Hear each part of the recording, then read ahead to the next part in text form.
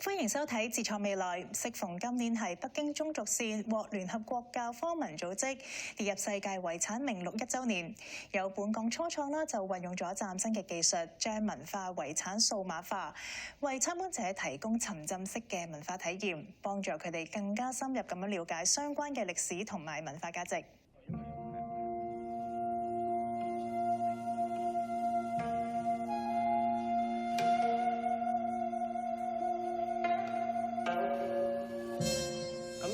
本身咧就模擬一個洞窟啦，咁樣我哋去探索洞窟嘅時候咧，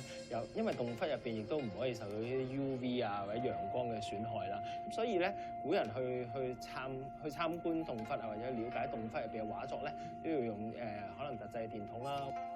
敦煌莫高窟承載住千年文化，為咗令更多人能夠零距離接觸敦煌文化，本地初創團隊透過科技，將呢份珍貴遺產帶嚟香港。透過你手嘅喐動嘅大細啦，例如手掌嘅大細啦，或者一個 position 個定位嘅方向啦，你就可以去睇啦。喺呢個互動沉浸藝術展區，楊景欣同佢嘅設計團隊巧妙咁利用傳感器技術，令參觀者能夠親手探索敦煌文化嘅獨特歷史同埋魅力。其實一直希望可以將文化啦、科技啦、同埋藝術咧可以結合，以更加新穎嘅形式，無論透過互動啦、沉浸啦，或者一啲唔同嘅新型嘅，例如人工智能嘅模式啦，可以令到市民更加了解到，原來文化、藝術，甚至乎一個互動嘅情況下，點樣去睇一件事。敦煌位於中國大西北，係古代中原進入西域嘅門戶。敦煌文化以藏經洞文書同埋敦煌石窟藝術為代表，融合中外文化風貌，體現中華文明嘅包容性同埋創造性。我諗中華文化其實過往以嚟其實有個好豐富嘅歷史。咁透過一啲互動啊，或者一啲科技形式咧，其實可以令到佢用一個更加有趣嘅形式，可以令人哋去探索、去了解。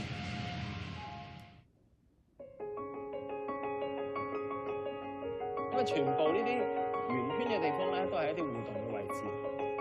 咁呢個係莫高窟嘅一個先啦。咁我哋可以睇翻唔同嘅，例如迴旋舞啊，或者喺呢個大型嘅互動體驗區，設計團隊加入唔同嘅創新科技，再同敦煌藝術深度結合，帶參觀者走入去敦煌嘅故事入邊，俾佢哋沉浸喺莫高窟嘅文化氛圍。由被動嘅參觀者變成主動參與者，令相關文化內容變得更生動有趣。如果你能夠一步咁樣去慢慢探索嘅話，而唔係我推住你去睇嘅話，咁呢件事會嚟得更加容易吸收。其實無形中可以將中華文化資訊可以擺到佢腦入邊，等佢了解更加多。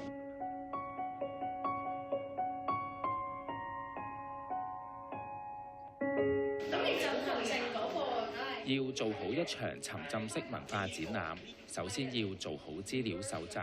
再研究點樣將呢啲文化元素同數碼科技結合，既要確保展覽內容精準無誤，亦要完美呈現歷史精髓。因為內容係好緊要嘅，即係所有互動、所有體驗嚟講，最前沿嘅就係喺個內容上面。究竟你個內容有幾多資訊啦？你嘅出發點係做啲乜啦？你想達到咩目的啦？甚至乎你嘅受眾究竟係年青啊，定係general public 啊，定係年紀大啲啊，定係點樣？咁當呢啲元素我哋考慮完之後咧，亦都開始整合一啲軟件啊、硬件啊、場地啊。假設我哋策展嘅時候需要由某一個門口入啦，跟住去到成條動線點樣去策劃啦，所有嘅體驗係必須要去做一個規劃。要確保參觀者享受沉浸式互動體驗，團隊亦需要定期測試模擬場景入邊嘅技術裝置，確保文化遺產嘅核心價值可以完美呈現。咁我哋會面對嘅可能係一啲 sensor 嘅問題啊、調控嘅問題啊、內容載唔載夠精美啊，甚至乎會唔會啱嗰個時節啊，其實都好多困難嘅，每次都有血有淚嘅。簡單啲講，每一次做完其實咧都好想推倒重來，因為發覺原來我個路線係可以再好啲嘅喎，有啲體驗可以更加精彩嘅喎。咁但係咧，每一次個時間性咧，都係對我哋嚟講咧，都係一個好大挑戰。唔單止敦煌文化，楊景欣嘅團隊早前亦有利用科技帶領參觀者遊走北京中軸線。呢條中軸線唔單止匯聚北京多座標誌性建築，仲係中華禮儀文化嘅象徵。透過網紗投影裝置，將歷史文化轉化成沉浸式體驗，俾參觀者置身歷史，感受北京中軸線嘅文化價值。北京中軸線其實係一個長7.8公里嘅一個城市軸線啦，咁亦都係跨越700幾年歷史，由元明清一直到現代嘅一個城市軸線。咁而重點就係去年嘅7月27日啦，亦都成功申遺啦。咁去到今年亦啱啱好1年嘅世界遺產，亦都申請咗落嚟。咁所以我哋覺得呢件事亦都值得帶到嚟香港，俾更加多嘅市民認知啦。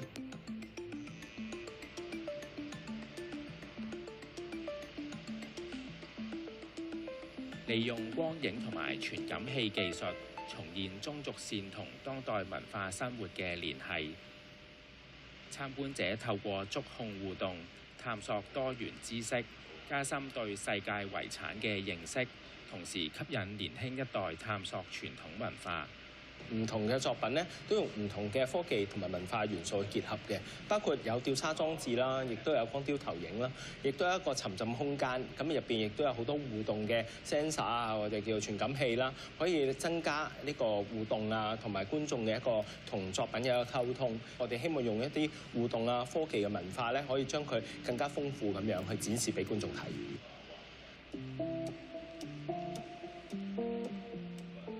為咗進一步提升互動體驗，設計團隊運用雷達捕捉動態。參觀者只需要企喺感應區，身體輪廓即時轉化為建築紋理，有如用身體設計中軸線上嘅建築。人工智能嘅技術令到成個體驗可以提升，更加可以做到一啲唔同嘅創作，包括由 audience 即係觀眾去到同一個作品嘅創作人之間嘅一個對話咁樣。咁所以我哋個展覽中軸有禮，希望就係帶出中軸入邊嘅禮儀啦，亦點樣去守禮啦，甚至乎呢個禮亦都係我哋用普通話講中軸有禮，即係有禮份啦。咁點樣可以將呢樣嘢可以融入到觀眾入邊啦？咁我哋希望可以帶出嚟。從事藝術設計超過18年嘅楊景欣，期望繼續善用數碼技術，結合更多唔同嘅中華文化項目，透過本地或國際嘅展覽，促進文化傳承，吸引全球年輕人探索中華文化。我哋都受邀啦，去到呢個北京嘅呢個科普月嚇，全國科普月入邊，咁就會展出我哋其中一個展品啦。咁個展品係關於呢個北京中軸嘅紋理嘅，咁亦都用咗人工智能嘅模式去做。咁希望亦都可以俾市民去做一個 co-create 啦，共同創作啦，去做翻一個相關嘅紋理創作。咁希望亦都俾全國更加多嘅人可以了解到原來我哋香港去睇翻中軸線嘅時候做出嚟嘅作品係點樣嘅，或者角度係點樣嘅模式，將不同文化瑰寶同創新科技結合，呈現出唔同嘅文化藝術互動體驗，加深參觀者對文化項目嘅認識同埋興趣。呢個正係楊景欣最想達到嘅目的。